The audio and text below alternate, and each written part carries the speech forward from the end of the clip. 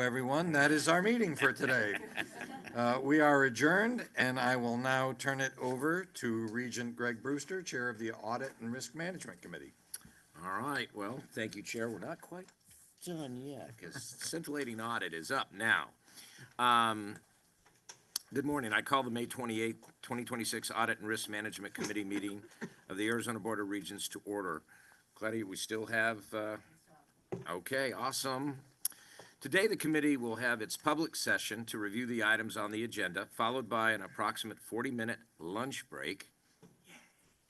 It will then reconvene in the executive conference room for an executive session, and it's expected to adjourn at approximately 1:15. Live stream of the public meeting is available to the public on youtube.com at the ABOR Live link. Is there anybody participating today virtually besides who I see up there and Regent Duvall? Welcome, Regent Duvall. All right. We will begin with the approval of minutes from the previous public and executive session meetings, followed by a review and approval of the FY 2027 audit plans for ASU, NAU, and the University of Arizona. We will then move into executive session after lunch for a review of assignments with the chief audit executives at Arizona State University, Northern Arizona University, and the University of Arizona. First item up is item 1.1, the approval of our minutes. This first order of business stems from the meeting held on March 26, 2026 for both the executive and public session committee meetings. Are there any questions or comments related to the meeting minutes from that session? Hearing none, I move the committee approve the minutes from the executive and public sessions on March 26, 2026 Audit and Risk Management Committee meetings. Is there a second? Second. All those in favor say aye. Aye. Any opposed? Abstentions? The motion carries.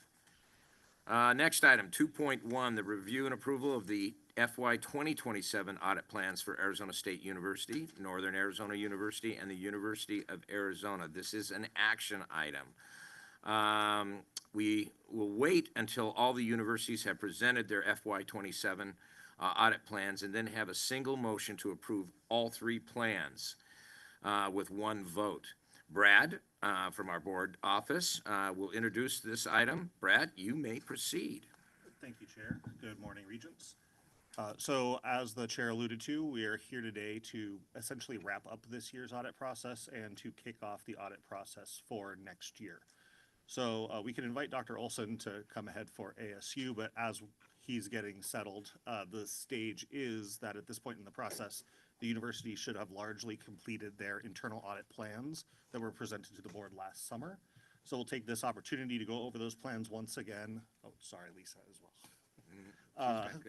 Would take the opportunity to go over that plan and talk about any critical items that have been identified or any other operational challenges, and then use that as an opportunity to update us on the activities of the local IARBs and the recommended audit plans to the board for next year's internal audit and assurance activities. So with your permission, Chair, I'd like to turn it to ASU and they can give us that update. Yes, I agree. Thank you, Mr. Chairman, Brad, members of the committee. Glad you did invite Lisa up here. My plan is for her to do most of the work today. I would say, though, that as chair of ASU's internal audit review board, that there's now a well-established process. Some of the regents will remember that a number of years ago when we moved to this approach, it was a little out of the box compared to the typical. I think our experience has shown it's actually been a very good move. We've seen other institutions actually starting to move toward this type of an approach as well.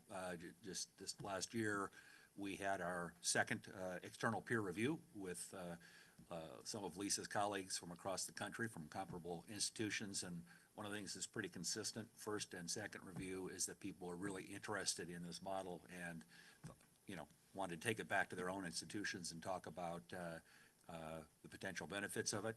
For us, I think what it does is it allows us to really maintain our profile as a learning institution And when we identify, for example, a risk or a particular problem in a certain area, we're able to, through the IARB, move quickly, to identifying where there may be similar situations in other parts of a pretty large institution, and adjust those appropriately on kind of a real-time basis. So this last year has been, I think, another very positive one. Lisa will give you some details on that shortly. We had a number of findings that she'll review with you, but I think generally what we have is a good internal control environment and the ability to kind of move quickly and identify things that, the risk environment changes, and we want to be able to kind of pivot quickly, to respond to that. What you'll see in terms of the audit program for next year that Lisa will review is that it's really driven by what we think is a fairly robust enterprise risk management model and process, and we try to use the results of that to focus on things that we think are high value in terms of providing attention. So with that, I'll stop, and if there are any questions on that, happy to address them. Otherwise, I'll turn to Lisa for the details. I think we can proceed, Lisa. Perfect, great. So I'll start with our current status of our fiscal year 26 audit plan. We are on track to substantially complete our plan. I anticipate that we'll have 2 projects roll over to fiscal year 27, which are accounted for in our fiscal year 27 audit plan. To date, we've issued 9 assurance projects, 3 advisory reviews, 4 cycles of our continuous auditing program, as well as 4 P-card reviews, really focused on fraud within the university.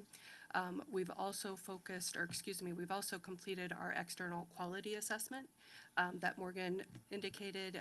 We completed that in November and reviewed it at our last audit committee. From an audit plan change perspective, we've had minimal changes this year. We've added 2 advisory reviews, which were really the allocation of our bucket of available hours for management requests that we retain within the plan. We have also had 1 additional change just recently of changing 1 assurance review focused on IT vendor risk assessment to an advisory review that we're getting ready to wrap up.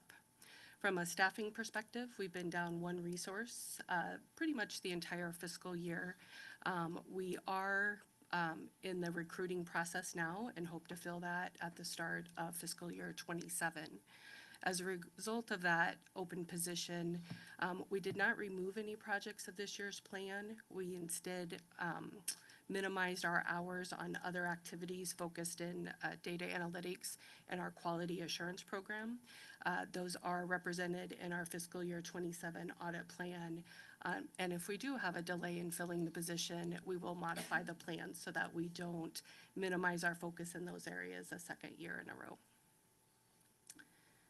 From a significant issue perspective, we currently have 5 outstanding significant issues. 4 of them are related to privileged access, administrator level access.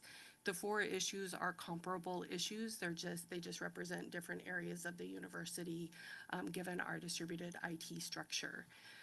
This access just gives broad access to end users related to being able to modify security settings, bypass controls.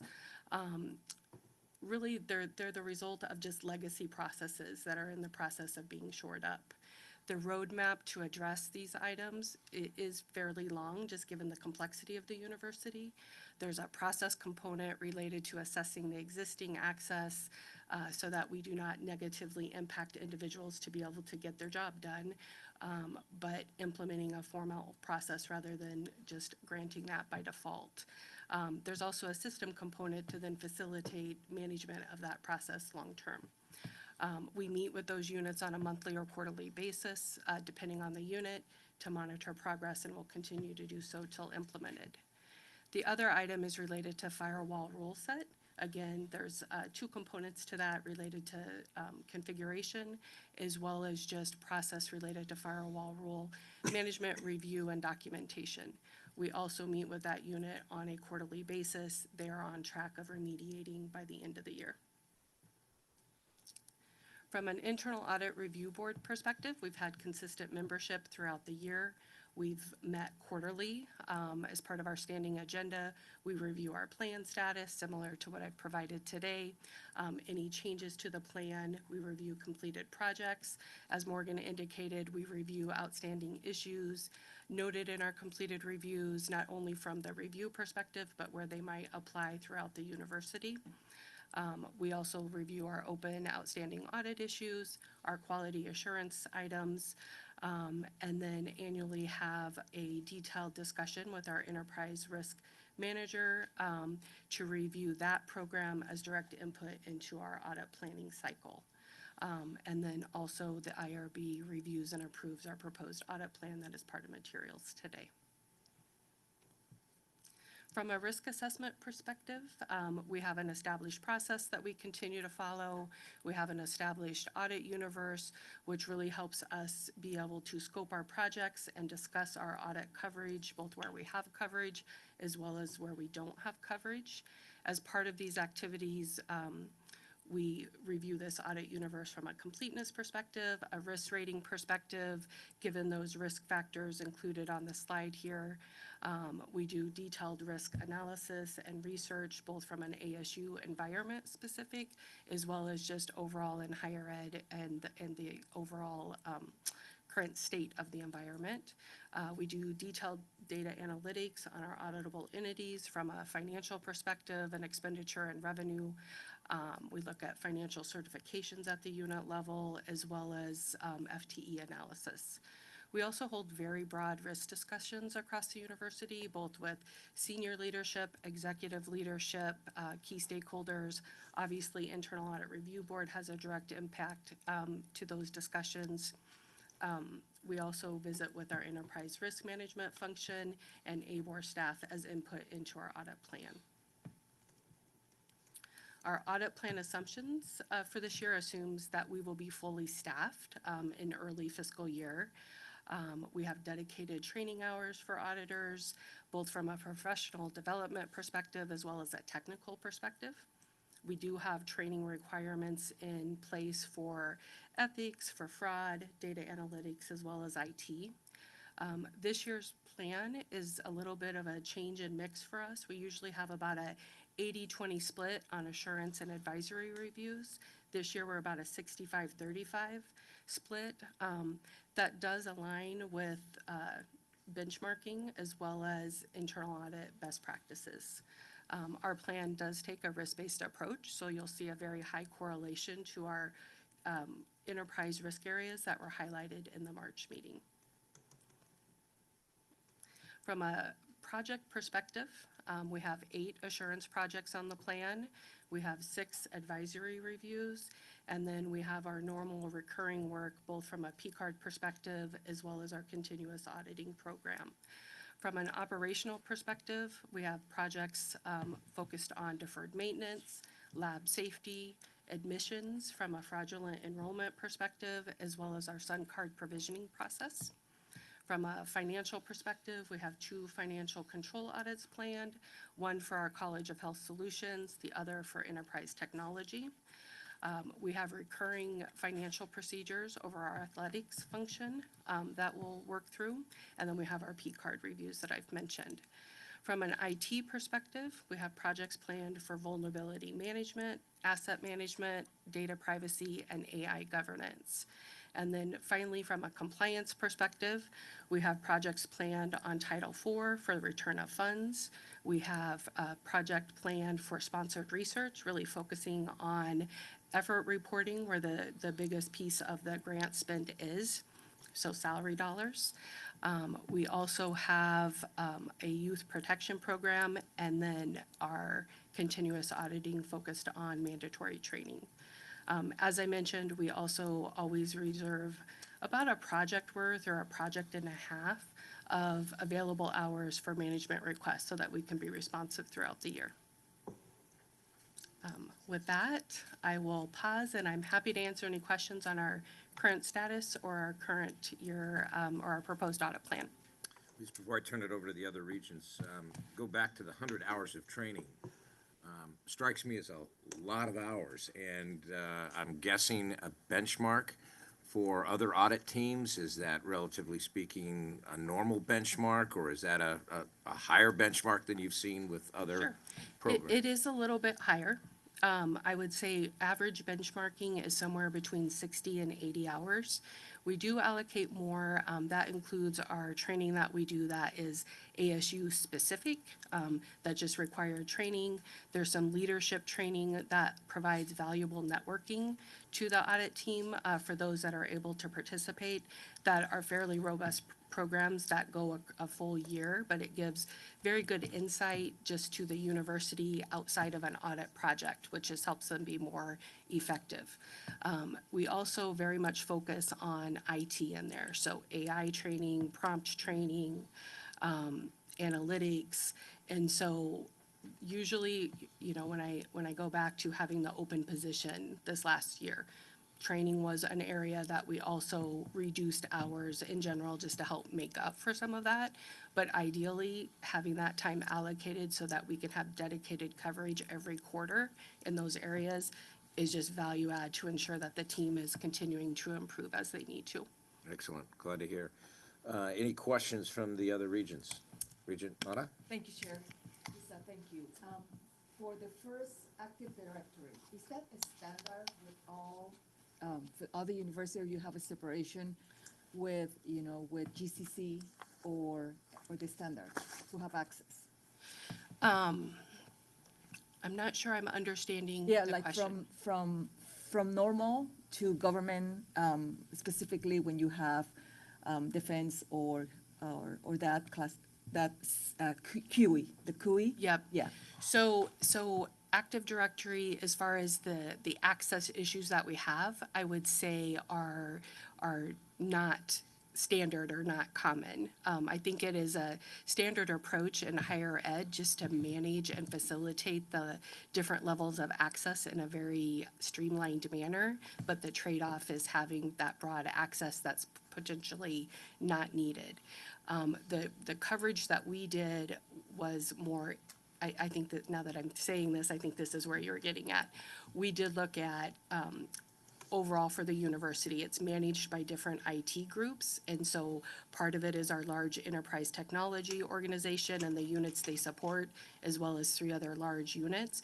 But there are separate environments for our dedicated sponsored research, which would be managed separately outside of the Active Directory structure for the university. Is that Yeah, the question? that's what I you're was getting gonna at? question, Sorry. yeah. Thank you. Yeah, it is it's a separate environment, and the standard, the controls are maintained at a higher level in those dedicated environments. Yeah, because we have more strict compliance with the government Yes, and also with, you know, with the CMMC. exactly, Okay. even for level 1. I Yeah, will and it's say, worse this time. yeah, I will say the issues that we have outstanding, though, are, they're significant for a reason, even outside of those dedicated environments. They give broad access that need to be resolved, but the issues themselves were not in those dedicated environments. Okay, thank you. Regent Penley? Thank you, Regent Brewster. Lisa, I'm really pleased to see what you've laid out here. Makes sense to me. I'm happy to see the P card issue on there. I'm curious about your colleagues, when you meet with them, about introducing new best practices with regard to P card usage that may really advise the board of what should be going on, not just with ASU, but with the other 2 universities as well. Okay, I will. Can you comment on those new kind of practices that you may have heard about? So from a practice perspective, we very much look at it from a fraud perspective. So we are looking at data not only from our financial system, but we're pulling in data from the issuing bank of our P card so that we can look at some of the underlying level 3 detail that is associated with that. And then we have different queries that we're looking at different red flags, I guess, from a fraud perspective, right? Whether it's the timing of a transaction, the frequency, certain core vendors. MCC is always something that is referred to, which is the merchant category code. But from a best practice, there's just too much blending on where purchases are made for that to be a meaningful attribute any longer. But really looking at those specific use cases that we can pull in to drill down, not to look at it from a compliance perspective, but the type of activity that is occurring month to month. And that is why, from a best practice perspective, we're cutting our reviews down into shorter stints. So we do our reviews on a monthly basis based off a 3-month lag of the transaction and then report out quarterly. But having that timely insight of the activity and looking at it from a trending perspective allows us to drill down into different pockets of potential concern in a quicker manner. Anyone else? This question Regent is Fisher? partially on behalf of Regent Garcia, who's not able to be here today.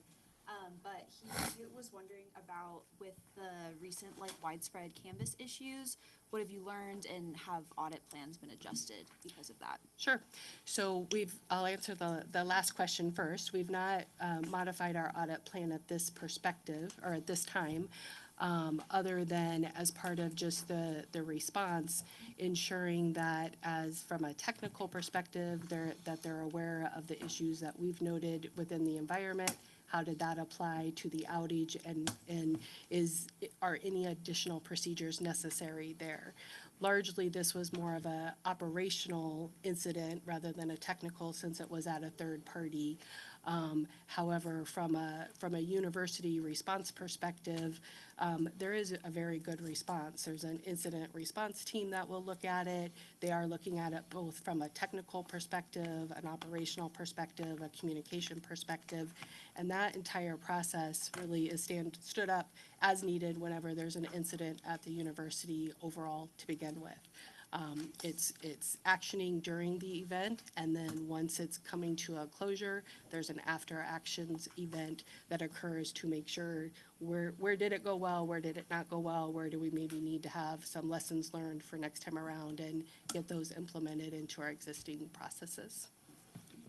I'd just add that that topic was of some discussion at an emergency preparedness meeting earlier this week, and engaging with representatives in the Provost's office and Enterprise Technology Group.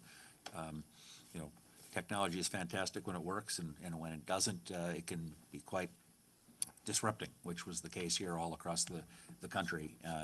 There aren't necessarily easy workarounds on that. We'll just switch to another learning management system in 2 hours. However, I think that because of this experience, which obviously was largely negative and disruptive, gave us an opportunity to think about, okay, well, what are some of the mitigating steps that we can take? What are some of the response steps that we can take? And we think about the nature of courses and the number of students and faculty across the university. It's, again, a very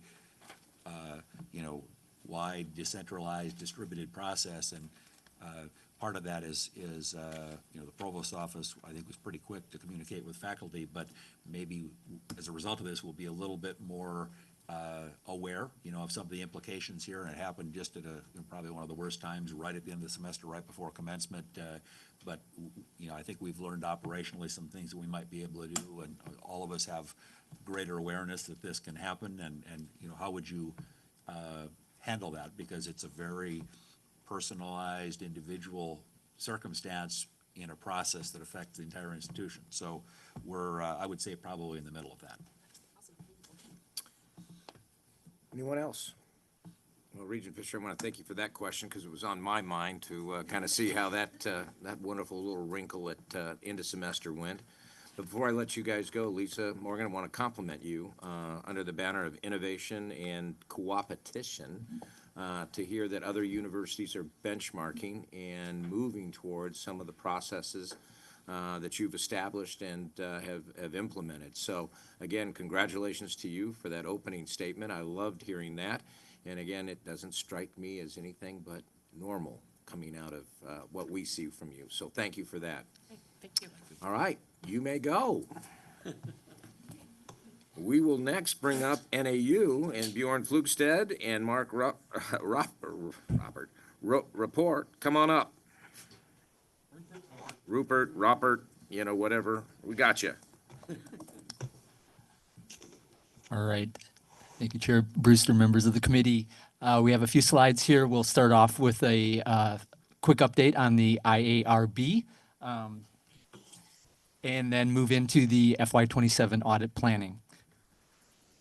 So the membership of our internal audit review board is slightly different than it was from a year ago, where we've onboarded a new CIO, Lenina Collette, as well as welcome Megan Decker into the permanent VP and Chief Human Resource Officer. We have met since February 3 times. You can see the dates. You can see the topics that we've talked through.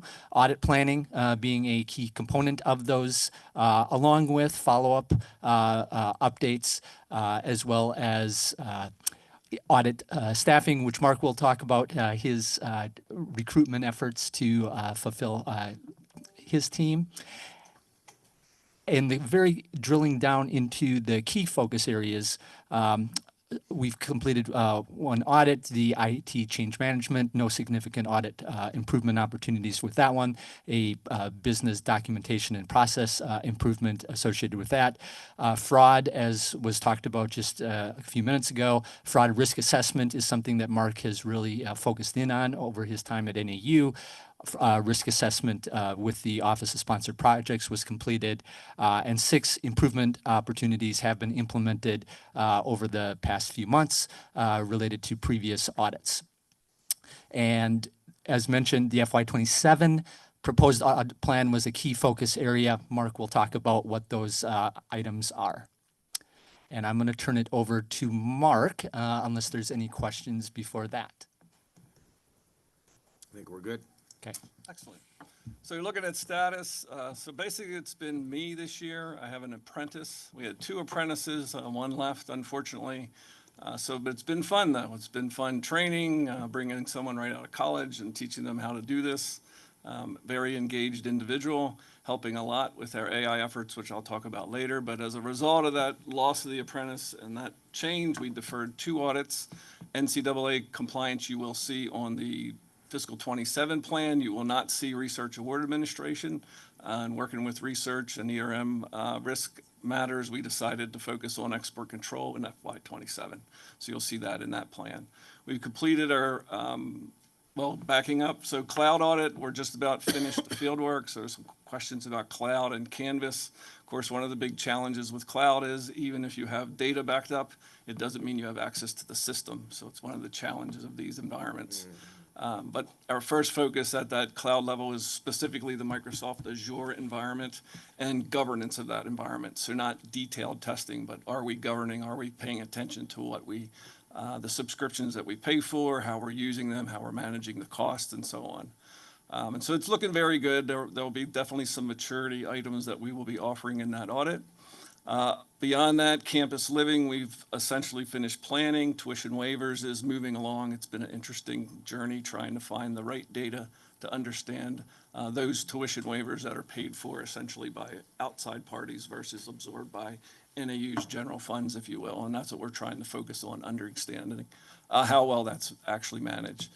Finished their 3 quarters, as Bjorn mentioned, 6 have been implemented, so we're moving along well there.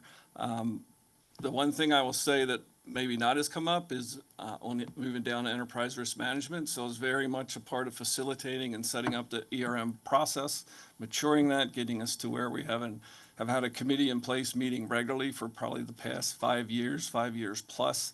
And I have now moved appropriately to a member of the committee and not the facilitator, keeping that audit independence, if you will. But it's been a very positive journey. So looking at this, we have no open significant improvement opportunities. I don't know if I reported this last time, but we did, as the IRB, downgrade our COI because we have selected a system.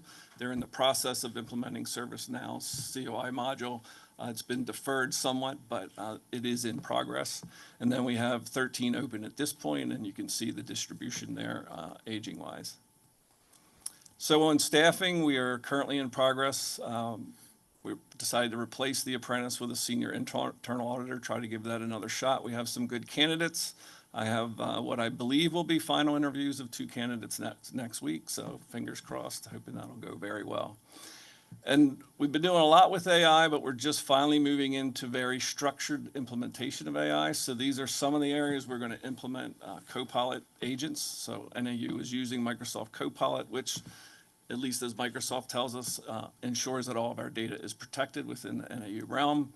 Most of these pilots, right, or these agents that we'll implement will be focused on improving administrative processes, not as much audit processes. We do use AI for audit research and a lot of different things, but they don't necessarily equate to objective measures of we reduced audit time by this much. But administratively, it will definitely help eliminate a lot of administrative burden and allow more time for focus on audit work.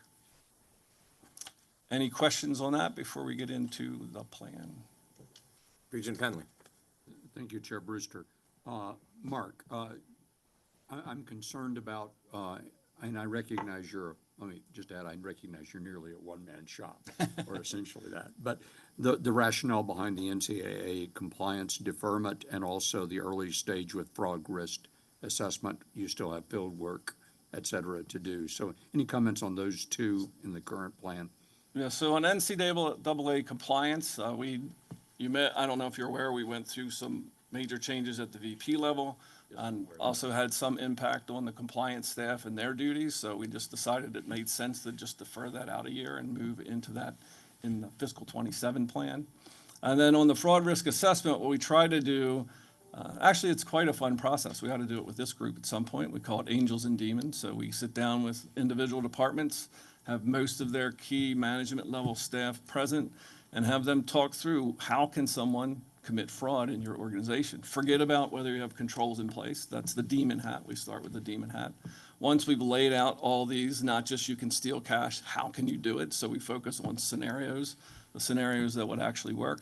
And then we put on angel hat and say, so do we have controls in place to mitigate this risk?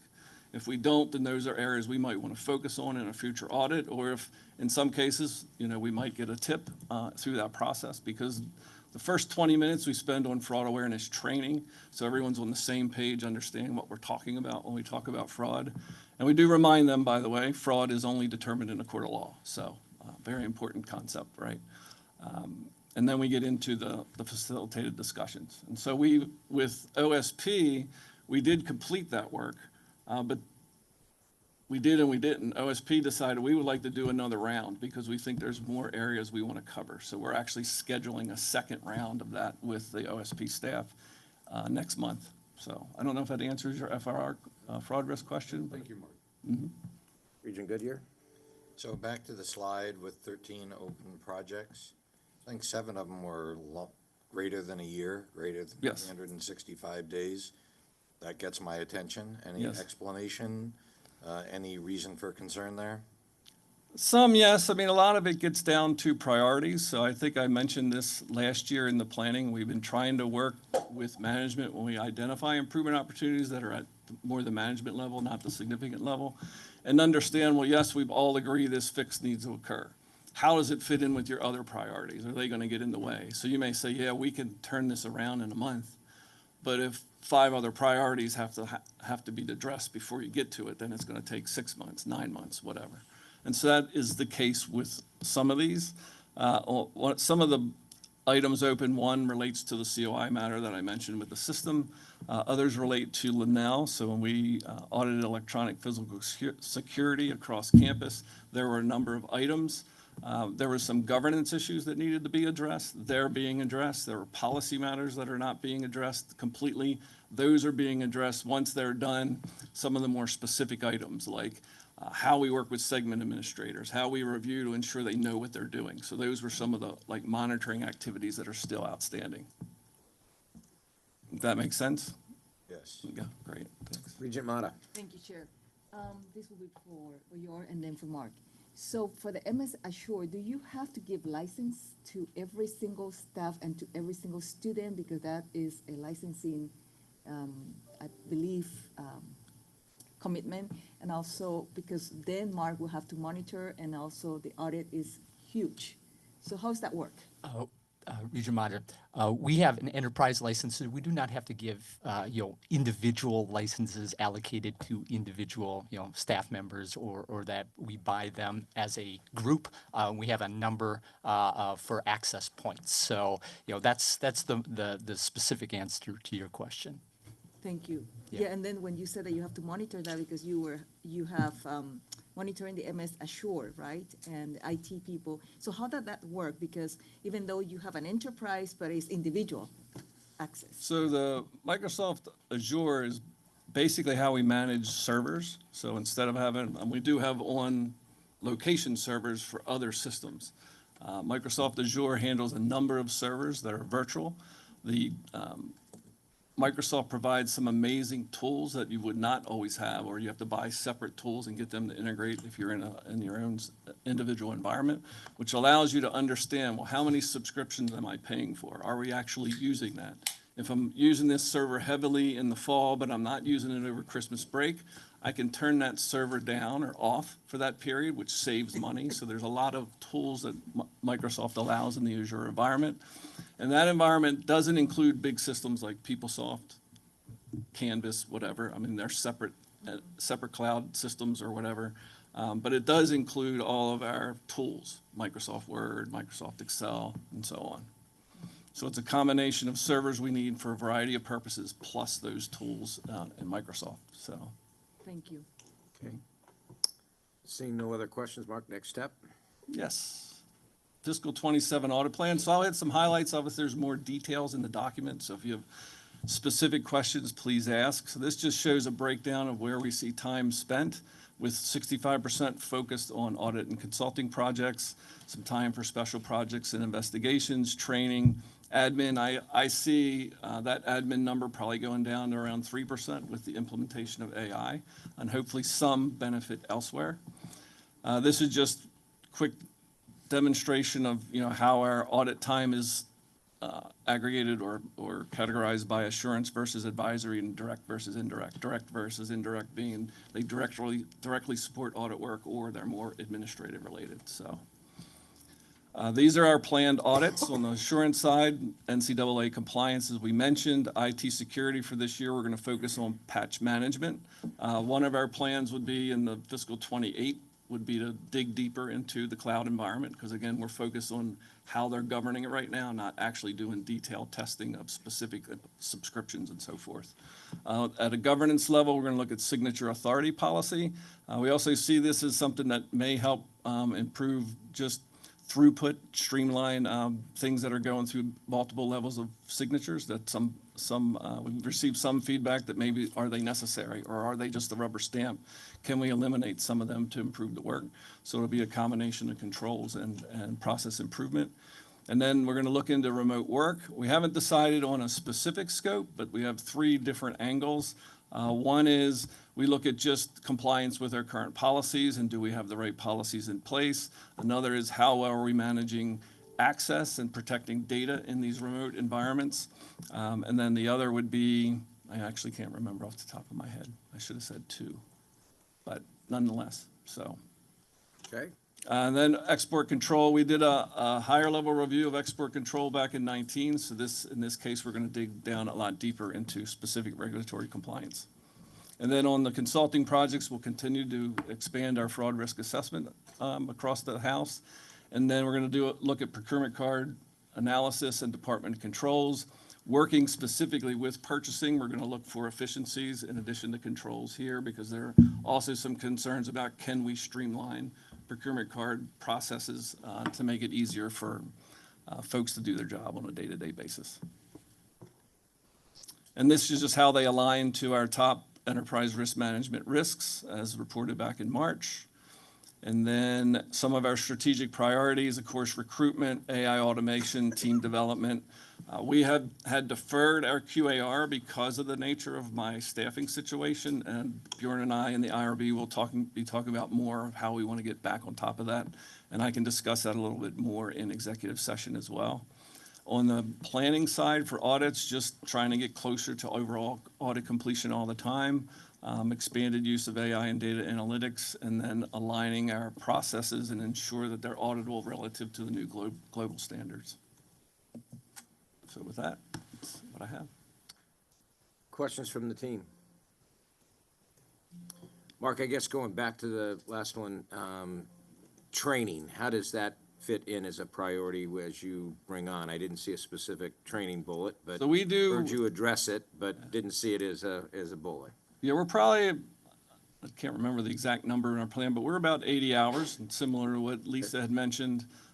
You know, we have a combination of NAU required training, you know, state requirements, compliance requirements, and then our own training. That probably doesn't include the time I spend training apprentices either. So, you know, it's been quite a bit of time, certainly for this year, so. I know a lot of that was one-on-one, but again, I just didn't see that formal bullet as, in that Right. group, so, thank you. But if you look at our Schedule C, I think in the plan, it lists what we budgeted for training. Got it, thank you. Any other questions? Team NAU, thank you for your focus on fraud. Seems to be a hot national topic. Glad you were already on it, so keep Thank it you. up. Appreciate it. All right, as NAU departs, let's bring up the team from U of A. John Arnold, Bill Harrison. Look at that very summery jacket there.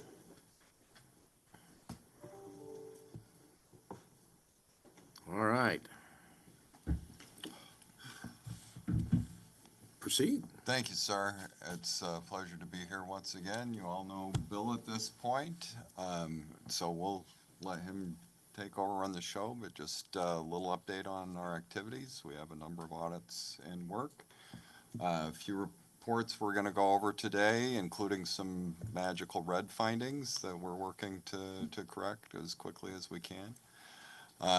Bill is also doing an aggressive outreach to campus just to explain the internal audit process and help people feel comfortable about what they're going in, what the internal audit looks like when we're selecting them. We've developed a new website that they'll be able to see and just understand what's coming and the intent of the internal audit process. We've had really positive feedback from those that have been under audit this year. About the process, the support, the level of communication. So really credit Bill with putting that in place. And with that, Bill, why don't you walk them through the slides? All right, thank you so much. Just a quick update on our current plan. 4 internal audits have been issued. So far, those 4 audit reports are included in your materials. 2 of those 4 reports include 8 significant opportunities for improvement. I will highlight, though, based on an earlier question about the Instructure breach, we did issue a report on cybersecurity incident reporting and response, and there are several recommendations in that report intended to strengthen how the University of Arizona responds when there are breaches of that nature. And several findings actually deal directly with that situation. In terms of the opportunities, significant opportunities for improvements, all of them have defined management action plans. They're actively being monitored and followed up on by my office. And then an update, this just happened very recently, of the 8 significant opportunities, 2 have been fully addressed. 2 are nearing completion, with the remaining 4 anticipated to be completed by the end of the summer. So I think just in terms of that classification, it means that it's important. Management is responding positively and quickly to all of those significant opportunities. And again, a majority of them are addressed in our youth protection audits. In terms of the remaining projects, we have 7 planned projects that are in various stages right now. We're actually, 7 of them are in process, either nearing the reporting phase or the fieldwork phases. And then I'll again mention, just because of the earlier discussions, we're actually looking at cloud vendor management, again, related to that recent incident with Instructure. And of course, looking at how the University of Arizona, primarily focusing on cloud vendor governance, not focusing on any particular applications, but how the University of Arizona overall manages these relationships, not only with central systems, but also with applications and cloud systems that are managed by individual units. And I would note that one of the planned audits, the construction audit that was in our FY26 plan, that is going to have to roll into next year. Yeah. Just a quick note on follow-up activity. It's important just to show you how we're following up on these things. 35 new recommendations were made since the last time I reported to you. 11 of them have been closed, with 39 recommendations remaining open. Again, they all have management action plans and target dates, and I can say that all of these recommendations are in line with the anticipated target dates in response to those recommendations. Just a quick note here, so the FY27 audit plan, I'll just highlight the projects that are included, again, based on our risk assessment, our analysis of the resources that we have available to accomplish those audits. The first area is policy compliance and governance. Again, those first two projects, pre-award activities and service centers, have a strong, obviously, research compliance component. Given the significant volume of sponsored research at the university, looking at the pre-award process, I think is important, not only in terms of efficiency and effectiveness, but also in terms of compliance, because what we do at that phase of the research process is critical to how we actually manage the awards. Restricted gifts and endowments, philanthropy is an incredibly important thing for universities. We are going to look at how we are managing those gifts and endowment funds with a particular focus on donor intent and making sure that we are spending that money consistent with how the donors have asked us to spend their gifts. And again, moving into component unit affiliates, again, every year we are including a component unit in the audit plan. We're looking at the Law College Association now. We're actually in field work. And again, next year, rolling into our third component unit, looking at ABOR requirements and university requirements related to these affiliated organizations. Taking a look at safety, research security, and the student experience, international travel, obviously incredibly important, financial, there's safety issues involved with international travel, and also research security. Is that specifically addressed by the federal government in terms of what we do, particularly export control and the information we are bringing with us when we travel overseas?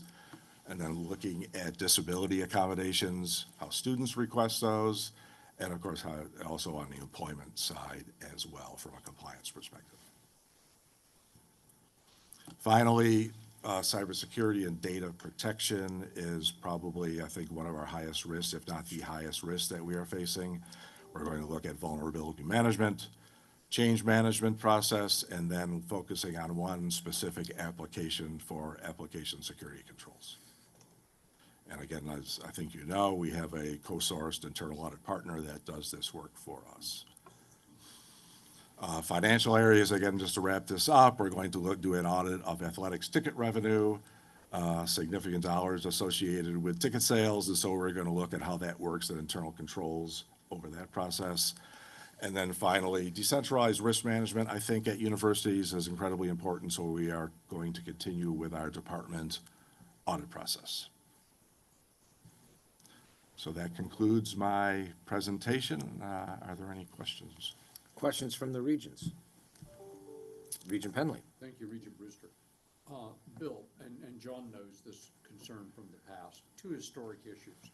One is whether your staffing is sufficient to really handle the job, and that has been a challenge.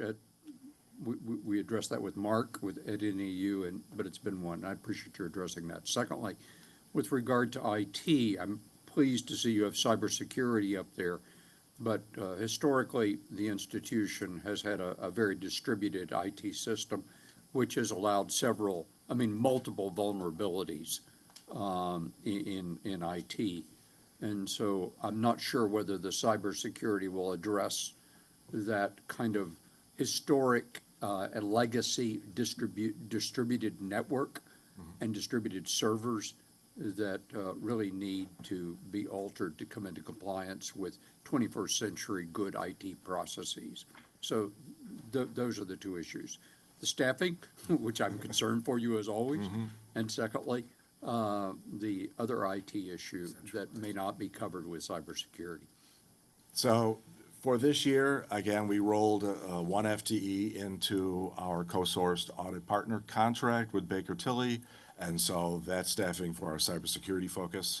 And then we onboarded a new senior auditor last fall. And I'm happy also to report that we've just put out a recruitment for an additional senior auditor. There'll be a focus on investigative work, assisting with hotline complaints and those kinds of things, but also assisting with the audit process itself and the work that you see presented here in your plan. In terms of the IT framework, IT governance at the university, I think in terms of projects, I think vulnerability management is directly addressing the question that you have. Because the vulnerability management process is really how do we manage cybersecurity as an institution. There are central units, but there's also distributed units. What we are going to look at is how we manage that distributed aspect of the university, assigning for training, assigning roles and responsibilities, and making sure that any distributed IT assets that remain, either software or hardware assets, are being appropriately managed. And so that directly, I think, addresses your question. Bill, thank you. Thank you, Mr. Chair. Bet. Anybody else? Well, again, thank you. I would say to all three universities, thank you for being good partners with the Board of Regents office. I really do appreciate the connectivity that we have and the growth we've seen in these processes. And again, a lot of it is you coming on board. Thank you for that. And certainly, John, your leadership. And then I look at NAU and Mark, the work you've done to keep moving things forward. So again, appreciate those things. With that, I can release you back to your chairs. For the board, this is an action item, and I move the committee approve the fiscal year 2027 audit plans from Arizona State University, Northern Arizona University, and the University of Arizona as described in the executive summary and supporting documents. Do I have a second? Second. All those in favor say aye. Aye. Aye. Waiting for that one. Any opposed? Any abstentions? The motion carries. Next order of business is the executive session for the items listed on the agenda. Another motion, I move to enter into executive session for the executive session items listed on the agenda. Do I have a second? Second. All those in favor say aye. Aye. Any opposed? Any abstentions? Okay, the motion carries, and the committee will now recess for a 45-minute lunch break, unless you're pushing anything different there, Chair. No. Okay, 45-minute lunch break to reconvene in the executive session, go back to executive session in the conference room after the lunch break. We are done.